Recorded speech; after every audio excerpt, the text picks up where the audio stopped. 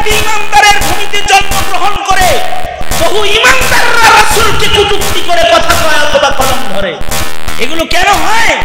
এটা এজন্যই হয়, ইমানদার হতে যে নবীকে ভালোবাসতে হয় এতটুকু মাসআলা সিরাতের আলোচনার আয়োজন করে আমরা জাতির কাছে পেশ করতে অক্ষম হয়ে গেছি। আজকে গোটা মুসলিম বিশ্বে নবীজির উপরে আক্রমণ, হিন্দুস্তানে নবীজির উপরে আক্রমণ, আমার নবীর শান ইজ্জতের উপরে আঘাতকারী বহির্বিশ্বের কাফের বেদিনেরা আঘাত করে। এর চেয়ে অনেক বেশি বেদনার হলো শাহজালালের ভূমিতে ইমানদারের ভূমিতে জন্মগ্রহণ করে বহু ইমানদাররা রাসূলকে কটূক্তি করে কথা কয় অথবা কলম ধরে। অনুমতি ছাড়া নবীর পাশে আমাকে দাফন করবে, অর্থাৎ আমার লাশ এনে নবীজির রওজার পাশে রেখে আগে ইজাজত চাইবা, ও আল্লাহর নবী আপনার আবু বকরকে আপনার পাশে রাখতে চাই, যদি অনুমতি দেন। যদি নবী অনুমতি দেয় তাহলে দাফন করবা, অনুমতি না দিলে জান্নাতুল বাকিতে দাফন করবা। নবীজির কবরের পাড়ে দাঁড়িয়ে জিজ্ঞাসা করতেছে হযরত আলী রাদিয়াল্লাহু আনহু, আল্লাহর নবী আপনার আবু বকরকে নিয়ে আসছি, শুয়ে দেই, আপনার পাশে শুইয়ে দেই, নিয়ে আসছি তাকে। তিনবার আওয়াজ দেওয়ার পরে কবর থেকে আল্লাহর রাসূল ডেকে বললেন, আবু বকর রে আমার কাছে নামাইবা না শোয়াইবা না তো কার কাছে দিবা? আমার কাছে দিয়ে দাও আমার আবু বকর। হযরত আবু বকরের দাফন নবীজির পাশে সম্পন্ন হইল। নবীজির শান হলো নবীরা কবরেও জিন্দা। এটা আহলুস সুন্নাতি ওয়াল জামাআর আকীদা। সকল নবীরা কবরে জিন্দা, নবীগণ কবরে জিন্দা। ইউসাল্লুনা ফি কবরিহিম, তারা কবরে নামাজও পড়ে। ওই মেরাজের রাত্রিতে আল্লাহর রাসূল যখন মেরাজে যাইতেছেন, হযরত মুসা নবীর কবরের উপরে যখন বুরাক গেছে, নিচের দিকে তাকায় দেখে পয়গম্বর মুসা আলাইহিস সালাতু ওয়াস সালাম নিজ কবরে দাঁড়ায় নামাজ পড়তেছে। নবীজি মেরাজ থেকে এসে এই বর্ণনা পেশ করেছেন। আমাদের কোন বুজুর্গ সম্পর্কে আছে, কবর থেকে আল্লাহর রাসূল সাল্লাল্লাহু আলাইহি ওয়াসাল্লাম শুধু সালাম উত্তর দেন নাই, নবীজি তাদের উপরে এত খুশি যে কবর থেকে হাত বের করে দিচ্ছেন মুসাফা করার জন্য, হাত বের করে দিচ্ছেন। আব্দুল কাদের জিলানী রহমাতুল্লাহ আলাইহি ওই মজলিসে ছিলেন। শেখ আহমদ রেফাইর সাথে নবীজি যখন মুসাফা করলেন, তা হযরত আব্দুল কাদের জিলানী বলেন যে নবীজির হস্ত মুবারকের আলোতে গোটা মসজিদ আলোকিত হয়ে গেল। শেখ রেফাই রহমতুল্লাহ আলাইহি নিজের ভেতরে যেন তাকাব্বুর না আসে, এ কারণে বাবুস সালাম বাবুল বকি দরজার ভেতরে উনি শুয়ে পড়লেন। আর যারা জায়েরিন আসতেছে তাদেরকে বললেন, এই তোমরা আমারে লাঠি দিয়ে বের হয়ে যাও, লাঠি দিয়ে বের হয়ে যাও, আমার চাইতে কম দামি মানুষ পৃথিবীতে আর হইতে পারে না। তোমরা নবীর রওজায় যারা সালাম দিতে আসছো তারা আমাকে পাড়ায়া বের হয়ে যাও। নিজের আমিত্ব অহংকার যেন স্পর্শ না করে নিজেকে। নবীজির সাথে মুসাফা হয়েছে। আলহামদুলিল্লাহ আলহামদুলিল্লাহি ওয়া কাফা ওয়া সালামুন আলা ইবাদিহিল্লাযীনা ইসতাফা। أما بعد فأعوذ بالله من الشيطان الرجيم. بسم الله الرحمن الرحيم. وما أرسلناك إلا رحمة للعالمين. وقال النبي صلى الله عليه وسلم أوتيت علم الأولين والآخرين. وقال النبي صلى الله عليه وسلم بعثت لأتمم مكارم الأخلاق أو كما قال عليه الصلاة والسلام. اللهم صل على محمد وعلى آل محمد كما صليت على إبراهيم وعلى آل إبراهيم إنك حميد مجيد. اللهم بارك على محمد وعلى آل محمد كما باركت على إبراهيم وعلى آل إبراهيم إنك حميد مجيد الحمد لله গেরুয়া মাদ্রাসায় আয়োজিত মহতি সিরাত সম্মেলন মোহতারাম সভাপতি উপস্থিত হযরত বুজুর্গ উলামায়ে কেরাম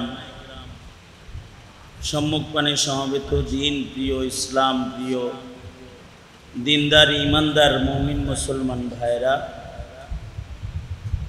পর্দার আড়াল থেকে মাইকের আওয়াজে শামিল মা বোনেরা আল্লাহর দরবারে শুকর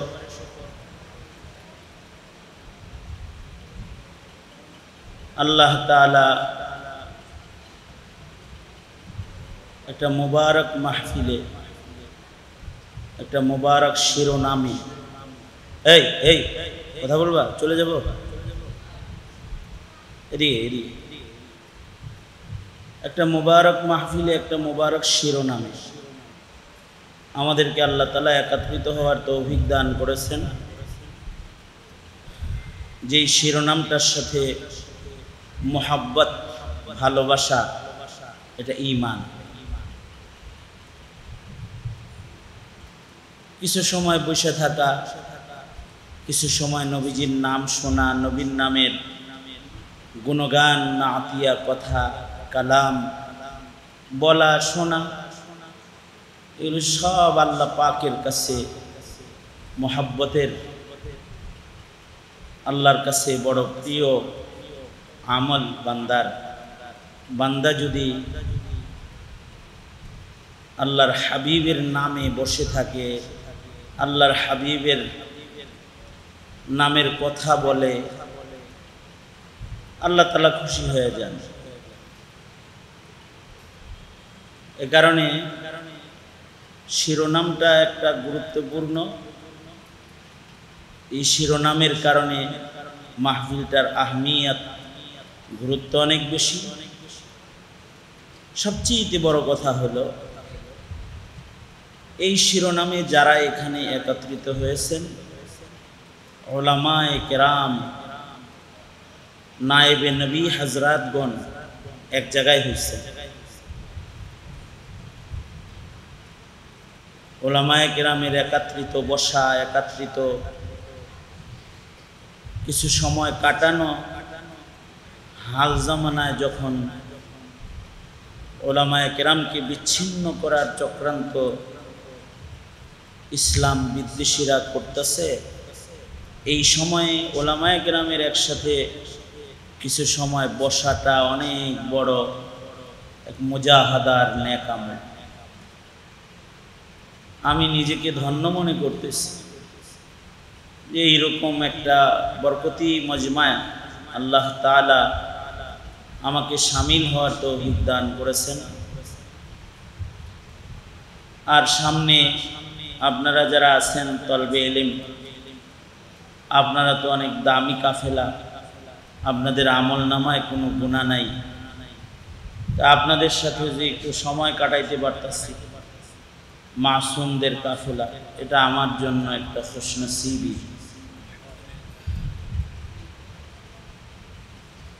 আপনাদের মুহতারাম সাহেব হুজুর আমার অত্যন্ত মোহাব্বতের স্নেহের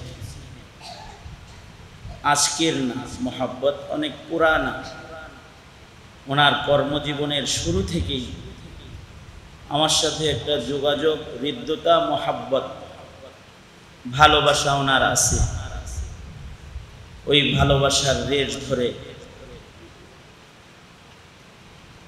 উনি আমার কাছে যায় আমি ওনার খবর নেই উনিও আমার সাথে মশওয়ারা করে আমার খবর নেয় এই মাদ্রাসার জিম্মাদারি পালন শোবা ভিত্তিক একটা কার্যক্রম ওনার ছিল এখন যেহেতু মাদ্রাসার ভারপ্রাপ্ত ইহতিমামের একটা জিম্মাদারি ওনার কাছে আসছে ওনারও কামনা ছিল যে আমি একটু মাদ্রাসায় আসি, মাদ্রাসার তলবে ইলম যারা তাদের সাথে একটু মোলাকাত সাক্ষাৎ আমার হয়। আল্লাহ তাআলা সুন্দর এমন একটা বাহানা তৈয়ার করে দিচ্ছেন যে রবিউল আউয়াল মাসে, বরকতি মাসে, একটা বরকতি আয়োজনে আল্লাহ তাআলা আনছেন। দুই চারটা কথা এই আয়োজনকে সামনে রেখে বলা। ততক্ষণ পর্যন্ত আমরা কামিল মুমিন কেউ হইতে পারবো না যতক্ষণ পর্যন্ত সৈয়দুল মুরসালিন রহমাতুল্লিল আলামিন মুহাম্মাদুর রাসূলুল্লাহ জবান খুলে সাল্লাল্লাহু আলাইহি ওয়াসাল্লাম নবীজির সাথে যতক্ষণ পর্যন্ত কামিল মুহাব্বতের তাআল্লুক আমাদের না হবে ততক্ষণ পর্যন্ত আমাদের ঈমান কামিল হবে না।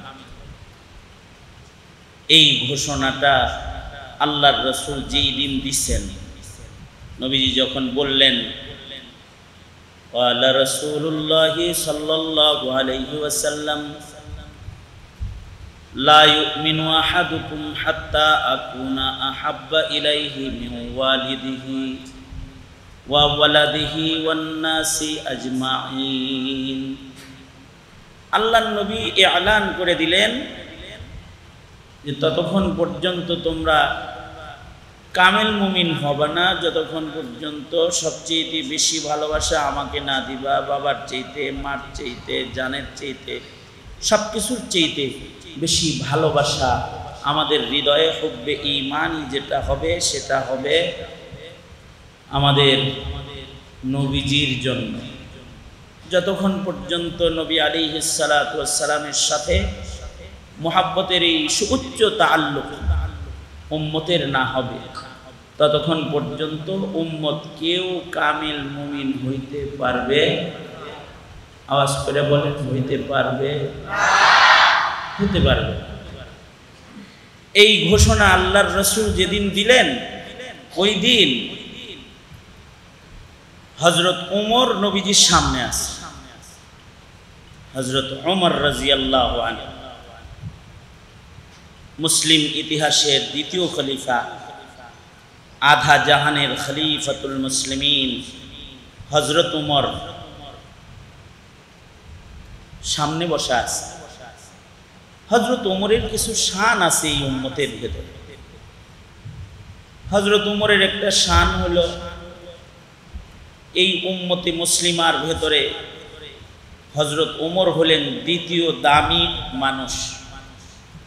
উম্মতে মুসলিমার মধ্যে সবচেয়ে দামি হযরত সিদ্দিক আকবর রাদিয়াল্লাহু আনহু, আর হযরত সিদ্দিক আকবরের পরেই সবচেয়ে বেশি দাম এই উম্মতের ভেতরে যার, তিনি হলেন হযরত ওমর বিন খাত্তাব রাদিয়াল্লাহু আনহু। উনি এই উম্মতের দ্বিতীয় দামি মানুষ, দ্বিতীয় খলিফা। ওনার বহু মানাকিব ও শান আছে, আল্লাহর রাসূল যা বর্ণনা করেছেন তার ভেতরে একটা আশ্চর্য শান হলো আল্লাহর রাসূল বলেন যে আমার পরে কেউ নবী হওয়ার উপযুক্ত কাউকে যদি আল্লাহ তাআলা নবুয়তে জমিনে দিত আমার পরে, তাহলে আমার ওমর আমার উম্মতের ভেতরে নবী হওয়ার উপযুক্ত আমার পরে কাউকে নবুয়ত দিলে আল্লাহ ওমরকে দিয়ে দিত। অনেক বড় কথা না নবুয়ত? এইটা হযরত ওমরের আজব শান। আল্লাহর রাসূল বলেন লাউ কানা বাদি নবিয়্যুন লাকানা ওমর, আমার পরে কেউ নবী হইলে ওমর নবী হইত। কাউকে নবুয়ত দিলে ওমরকে আল্লাহ নবুয়ত দান করতেন। হযরত ওমর সম্পর্কে নবীজি বলেছেন ফারুক বাইনাল হক ওয়াল বাতিল, ওমর হলো হক আর বাতিলের মাঝে বিচ্ছেদকারী।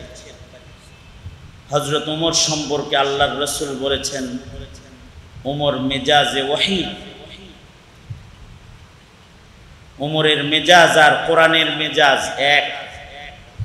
উমর জাত বলে কোরআনে কারীমের আয়াত আল্লাহ তাআলা ওই রকম জমিনে পাঠিয়েছে বহু জায়গায়, 21 জায়গারও বেশি জায়গায় হযরত উমরের মেজাজ মতো কোরআনের আয়াত নাযিল হয়েছে। আর হযরত উমরের আরেকটা শান হলো, হযরত উমরকে বলা হয়, আল্লাহর রাসূল বলেছেন, এই তোমরা এইদিকে তাকাও, এই জায়গায় ওয়াজ হওয়ার জন্য মাইক দরকার নাই, এমনিই শোনা যাইতেছে। হযরত উমরের আরেকটা শান হলো, আল্লাহর রাসূল বলেন হযরত উমরকে আল্লাহর নবী বলেন উমর হলো আমার মুহাদ্দাস। মুহাদ্দাস মুহাদ্দিস বলা হয় যিনি হাদিস পড়ায় তাকে মুহাদ্দিস বলে, আর মুহাদ্দাস বলা হয় যার কাছে আল্লাহ তাআলা আল্লাহর কথা পাঠায়, ইলকা করে, যার কলবের ভেতরে আল্লাহ তাআলা আল্লাহর কথা ইলকা করে, তাকে বলা হয় কি মুহাদ্দিস। এইরকম শান হযরত ওমরের হৃদয়ে আল্লাহ আল্লাহর কথা ঢালেন। আল্লাহর রাসূল বলেন সব নবীর একজন মুহাদ্দাস আছে, আমারও একজন মুহাদ্দাস আছে। আল্লাহর রাসূল বলেন আমার মুহাদ্দাস হলো উমর, উমর আমার মুহাদ্দাস। এত শান এই উমরের। ওনার শানের দিকে তাকায়া, ওনার শান তাকায়া হযরত উম্মুল মুমিনিন আয়েশা সিদ্দিকা রাদিয়াল্লাহু আনহা হযরত ওমরের শান তাকায়া নিজের কবরের জায়গাটা হযরত ওমরে দিয়ে দিয়েছেন। অর্থাৎ নবীজির হুজরায়ে আয়েশায় 4টা কবরের জায়গা, মোট কয়টা? 4টা। একটা কবরের জায়গা নবীজি খালি রাখার ওসিয়ত করেছেন। এই জায়গাটায় খালি জায়গা, এখানে ঈসা আলাইহিস সালাতু ওয়াস সালাম দুনিয়াতে যখন আবার আসবেন, মদিনাতুল মুনাওয়ারাতে তিনি ইন্তেকাল করবেন এবং হযরত ঈসা আলাইহিস সালাতু ওয়াস সালামের কবরের জায়গাও নবীজি দেখায় দিয়েছেন। এই জায়গায় নুজুল ঈসা হওয়ার পরে মদিনায় আসলে এখানে পয়গম্বর ঈসা আলাইহিস সালামের কবর হবে। জায়গাটা এখনো এরকম খালি আছে। নবীজির কবরের পাশে আরো 2টা কবরের জায়গা খালি ছিল যখন নবীজিকে দাফন করা হয়েছে। নবীজির পরে হযরত সিদ্দিক আকবর ইন্তেকাল করলে হযরত আয়েশা সিদ্দিকার তামান্না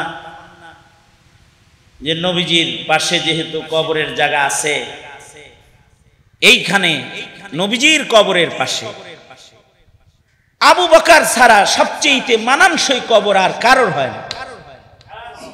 কারণ হযরত আবু বকর হলো এই উম্মতের সবচেয়ে দামি মানুষ। আর হযরত আবু বকরের শান হলো হযরত আবু বকরের সাথে নবীজির সাথে নিসবতে ইত্তেহাদি, হাইয়ান ওয়া মাইয়িতান আবু বকর আশবা আনিন নবী সাল্লাল্লাহু আলাইহি ওয়াসাল্লাম। জীবিত এবং মৃত যিনি নবীজির মতন, যার কথা নবীর মতন, যার কাজ নবীজির মতন, যার মৃত্যু নবীজির মতন, মরণও হইছে নবীজির মতন। হযরত আয়েশা সিদ্দিকা বলেন মৃত্যুর আগে নবীজির দেহে বিষের যন্ত্রণা এসেছে, আমার বাবা মরণকালেও নবীজির রঙে রঙিন, যে মৃত্যুর সময় বাবার গায়েও সাপের বিষের যন্ত্রণা উঠেছে। এতটা মিল নবীজির সাথে। সিদ্দিক আকবরের নিসবতে ইত্তেহাদি, হুবহু আল্লাহর রাসূলের ফটোকপি ছিলেন হযরত সিদ্দিকে আকবর রাদিয়াল্লাহু আনহু। শুধুই মাত্র একটা সিলের ব্যবধান, ওখানে নবুয়তের সিল, এখানে সিদ্দিকের সিল। তাছাড়া রঙের কোনো গরমিল নাই। নবীজি যেমন আবু বকর হুবহু তেমন। হুবহু যিনি নবীর মতন তাকেই তো মানায়। নবীজির কবরের পাশে ইন্তেকাল হয়ে গেলে হযরত উম্মুল মুমিনিন কবর খনন করে নিজের বাবারেও নিজের ঘরে দাফন করতে হযরত সিদ্দিক আকবরকে সাজায়া নিয়ে আসতেছিলেন। কিন্তু হযরত আবু বকরের ওসিয়ত ছিল, মা তুমি তো আমাকে তোমার ঘরে শোয়াইবা, কিন্তু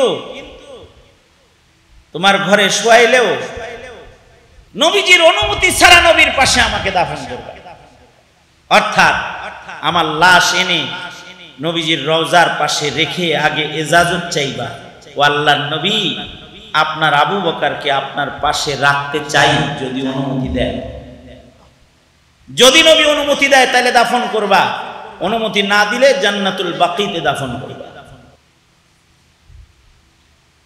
কবর খনন করা হলো। নবীজির কবরের পাড়ে দাঁড়িয়ে জিজ্ঞাসা করতেছে হযরত আলী রাদিয়াল্লাহু আনহু, আল্লাহর নবী আপনার আবু বকরকে নিয়ে আসছি, শোয়া দেই, আপনার পাশে শুইয়ে দেই, নিয়ে আসছি তাকে। নবীজির শান হলো নবীরা কবরেও জিন্দা। এটা আহলুস সুন্নাতি ওয়াল জামাআর আকীদা। সকল নবীরা কবরে জিন্দা, নবীগণ কবরে জিন্দা। ইউসাল্লুনা ফি কবরিহিম, তারা কবরে নামাজও পড়ে। ওই মেরাজের রাত্রিতে আল্লাহর রাসূল যখন মেরাজে যাইতেছেন, হযরত মুসা নবীর কবরের উপরে যখন বুরাক গেছে, নিচের দিকে তাকায় দেখে পয়গম্বর মুসা আলাইহিস সালাতু ওয়াস সালাম নিজ কবরে দাঁড়ায় নামাজ পড়তেছে। নবীজি মেরাজ থেকে এসে এই বর্ণনা পেশ করেছেন। ইউসাল্লুন, তারা নামাজ আদায়কারী, কবরে নামাজ পড়েন নবীজিরা, নবীগণ। আমাদের নবী আলাইহিস সালাম কবরে জীবিত। মুহূর্তে মুহূর্তে আমরা যে এই যে নবীর নাম নিতেছি আর দরুদ পড়তেছি, আমাদের দরুদ, আমাদের সালাতু সালাম, এটা নবী পাকের কবরে যায় ফেরেশতারা হায়াতুন নবীর কবরে পৌঁছায় দিতেছে। হায়াতুন নবী, এ কারণে নবীরা হাইয়ান মাইয়িতান, নবীরা উম্মতকে উপকার পৌঁছাইতে থাকে। ওলি বুজুর্গ মরে গেলে তার দ্বারা উপকার নিশ্চিত না, কিন্তু নবীরা ইন্তেকালের পরেও উম্মতকে উপকার করে। জীবিতও যেমন উম্মতের জন্য নবী উপকারী, নবী মৃত হালতেও উম্মতের জন্য উপকারী। আহলুস সুন্নাতি ওয়াল জামাআর আকীদা। নবীজি তো কবরে জিন্দা, হায়াতুন নবী। হায়াতুন নবী কথা বলবেন না। এ কারণে তো রাসূলের রওজায় গিয়ে কখনো কখনো কেউ কেউ সালাম দিলে নবীজি কারোর সালামের জবাব জোরেও দিয়ে দেন, যে রওজার মানুষও সালামের আওয়াজ শুনে ফেলে, অন্যরাও নবীজির জবাব শুনে ফেলে। আমাদের কোন কোন বুজুর্গ সম্পর্কে আছে, কবর থেকে আল্লাহর রাসূল সাল্লাল্লাহু আলাইহি ওয়াসাল্লাম শুধু সালাম উত্তর দেন নাই, নবীজি তাদের উপরে এত খুশি যে কবর থেকে হাত বের করে দিচ্ছেন মুসাফা করার জন্য, হাত বের করে দিচ্ছেন। আব্দুল কাদের জিলানী রহমাতুল্লাহ আলাইহি ওই মজলিসে ছিলেন। শেখ আহমদ রেফাইর সাথে নবীজি যখন মুসাফা করলেন, তা হযরত আব্দুল কাদের জিলানী বলেন যে নবীজির হস্ত মুবারকের আলোতে গোটা মসজিদ আলোকিত হয়ে গেল। শেখ রেফাই রহমতুল্লাহ আলাইহি নিজের ভেতরে যেন তাকাব্বুর না আসে, এ কারণে বাবুস সালাম, বাবুল বকি দরজার ভেতরে উনি শুয়ে পড়লেন। আর যারা জায়েরিন আসতেছে তাদেরকে বললেন, এই তোমরা আমারে লাঠি দিয়ে বাইরে হয়ে যাও, লাঠি দিয়ে বাইরে হয়ে যাও, আমার চাইতে কম দামি মানুষ পৃথিবীতে আর হইতে পারে না। তোমরা নবীর রওজায় যারা সালাম দিতে আসছো, তারা আমাকে পাড়ায়া বের হয়ে যাও। নিজের আমিত্ব অহংকার যেন স্পর্শ না করে নিজেকে। নবীজির সাথে মুসাফা হয়েছে। আল্লাহর রাসূল তো হায়াতুন নবী। নবীজি কবরে সালাম পৌঁছাইলে সালামের জবাব দেন। হায়াতুন নবীকে জিজ্ঞেস করা হচ্ছে, ও আল্লাহর নবী, আপনার আবু বকরকে কি আপনার কাছে নামাবো? তিনবার আওয়াজ দেওয়ার পরে কবর থেকে আল্লাহর রাসূল ডেকে বললেন, আবু বকর রে আমার কাছে নামাইবা না শোয়াইবা না, তো কার কাছে দিবা? আমার কাছে দিয়ে দাও আমার আবু বকর। আবু বকরের দাফন নবীজির পাশে সম্পন্ন হইল। এবার একটা কবরের জায়গা আছে, এই কবরের জায়গাটা উম্মুল মুমিনিন হযরত আয়েশা সিদ্দিকা ওনার জন্য রেখেছেন। নিজের ঘরে নিজে বাবা এবং স্বামীর সাথে সাইয়্যিদুল মুরসালিন আর সিদ্দিক আকবরের পাশে উনি বরজখে শুইবেন। হযরত ওমর যেদিন ইন্তেকাল করলেন তার আগেই হযরত ওমর খবর পাঠাইলেন, আয়েশা কি তার কবরের জায়গাটা কি উম্মুল মুমিনিন আমাকে হাদিয়া দিবে? আমার বরজখে দূরে থাকতে ভয় লাগে, নবীর পাশে থাকলে আমি একটু নিজেকে একটু আর সালামতির বরজখের হায়াত পাবো বলে মনে করি। যদি তিনি হাদিয়া দেন তাহলে আমি একটু হুজরায়ে আয়েশায় শুইতে চাই। হযরত আয়েশা সিদ্দিকা রাদিয়াল্লাহু আনহা এটা কবুল করে ফেললেন এবং নিজের কবরের জায়গা ছেড়ে দিলেন। কেন কবুল করলেন এইটা বলতে গিয়ে বদরুদ্দিন আইনি রাহমাতুল্লাহি আলাইহি শারিহুল বুখারী উনি বলেন যে হযরত আয়েশা চিন্তায় ছিলেন, ময়দানে মাহশরে আল্লাহর আদালতে সব মানুষ যখন দাঁড়াবে নবীর পাশে তো আবু বকররে মানাবে, এইখানে যদি এই তিনজনের দলের ভেতরে আমি যদি দাঁড়াই এখানে, তাইলে তো আমার নেক আমলের ঝুড়িটা আবু বকরের নেক আমল আর পয়গম্বরের নবুয়তের আলোর কাছে এক হয়ে যাবে। কোথায় সূর্যের আলো জ্বলে আর কোথায় জোনাকির বাতি জ্বলে, ওনাদের এই আলোর কাছে তো আমি আয়েশার ঈমানের আলো জোনাকির বাতির মতন হবে। এই শর্মিন্দা নিজে আল্লাহর আদালতে হওয়া যাবে না। এই জায়গায় আরেকটা আলোকিত মানুষকেই মানায়, যার আলো নবীজির পাশে মানাবে সে একমাত্র ওমর ছাড়া আর কেউ হইতে পারে না, ওমরই মানাবে। এজন্য নিজের কবরের জায়গা ওমরকে ছেড়ে দিয়ে দিলেন। কিয়ামত পর্যন্ত আবু বকর রে ওমরকে রাদিয়াল্লাহু আনহুমা ইনাদেরকেও নবীকে সালাম দিতে গিয়ে ওনাদেরকেও সালাম দিবে কিয়ামত পর্যন্ত নবীর আশিকরা। এই রকম একজন শানওয়ালা উম্মতের শ্রেষ্ঠ মানুষ হলেন হযরত ওমর। উনি সামনে বসে আছেন আর রাসূল বলতেছেন ততক্ষণ পর্যন্ত কামেল মুমিন হবে না যতক্ষণ পর্যন্ত সবচেয়ে বেশি ভালোবাসা আমাকে না দিবা। হযরত ওমর ফট করে বলে ফেললেন, আল্লাহর নবী আমি তো বাবা মা ভাই বোন সবার চাইতে আপনাকে বেশি ভালোবাসি, কিন্তু আমি আমার জানের চাইতে আপনাকে তো এখনো বেশি ভালোবাসতে পারি।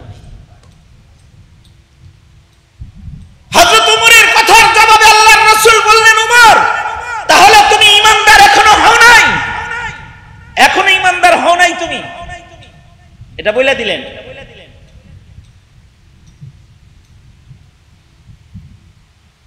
দুই মিনিটের ভেতরেই হযরত ওমর চাদর দিয়ে নিজের ঢাকা চাদর খুইলা আল্লাহর রাসূলের সামনে 2 মিনিট পরেই বলতেছেন, আল্লাহর নবী আমি আমার জানের চাইতে এখন আপনাকে বেশি ভালোবাসি।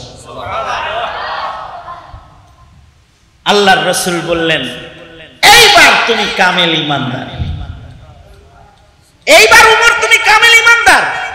এখন প্রশ্ন হলো 2 মিনিট আগে বললেন যে জানের চাইতে বেশি ভালোবাসি না, কিন্তু 2 মিনিট পরে বলতেছেন আমি আমার জানের চাইতে বেশি ভালোবাসি।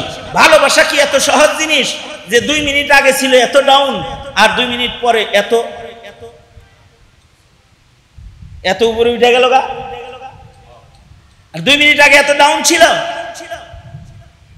ওই যে এখানে এসে মুহাদ্দিসরা বলে ওমর তো মুহাদ্দাস, আল্লাহ তাআলা ওমরকে দিয়ে একটা নাটক সাজাইতেছে এখানে সারা দুনিয়ার সব মানুষকে এটা বোঝানোর জন্য। এক যারা মুহাব্বত যদি রাসূলের সাথে কম থাকে তাহলে ঈমানদার কামেল হইতে পারবি না, এইটা জাতিকে জানান দেওয়ার জন্য আল্লাহ ওমরকে দিয়ে এই অভিনয় করাইলেন। ওমর তো আল্লাহর রাসূলকে জানের চাইতে মুহাব্বত আগে থেকেই করে। আল্লাহু আকবার কবীরা। যদি জানের চাইতে মুহাব্বত আগে থেকে নাই করে তাহলে কি আর নবীজির পাশে শোয়ার উপযুক্ত হয় নাকি? এ কারণে হযরত ওমর নবীজির মৃত্যুর কথাও বরদাস্ত করতে পারে নাই। যখনই খবর হয়েছে নবীজি মারা গেছে, হযরত ওমর তরবারি নিয়ে মদিনায় ঘুরছে আর বলছে, নবীরা মরে না, নবী মরে নাই। কেউ যদি বলো নবী মারা গেছে তাহলে কিন্তু তার গলা কাটবো। জানে না উমর?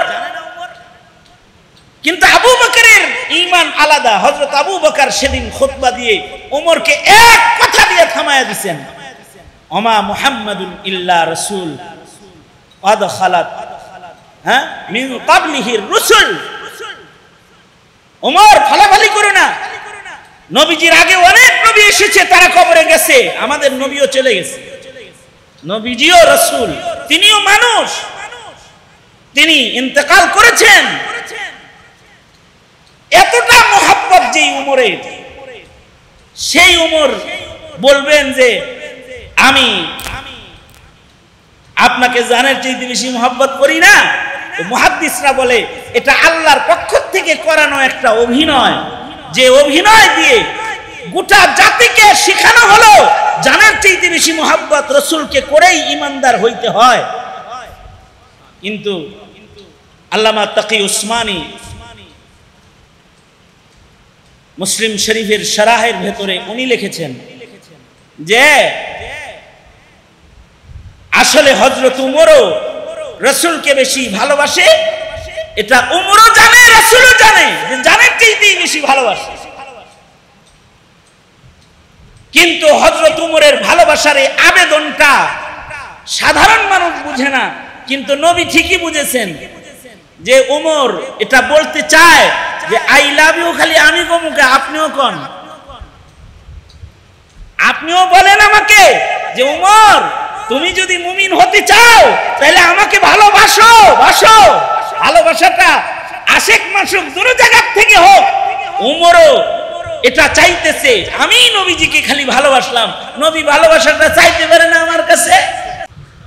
অভিনয় করে এবার ভালোবাসাটা মাসুকের মুখ দিয়ে ভালোবাসার আবেদন বের করার জন্য হযরত ওমর বললেন আমি এখনো পর্যন্ত জানের চাইতে বেশি আপনাকে ভালোবাসতে পারি। নবীজি বুঝেই বলে ফেললেন উমর ভালোবাসো, বাসো, তাছাড়া কিন্তু ঈমানদার হইতে পারবে না।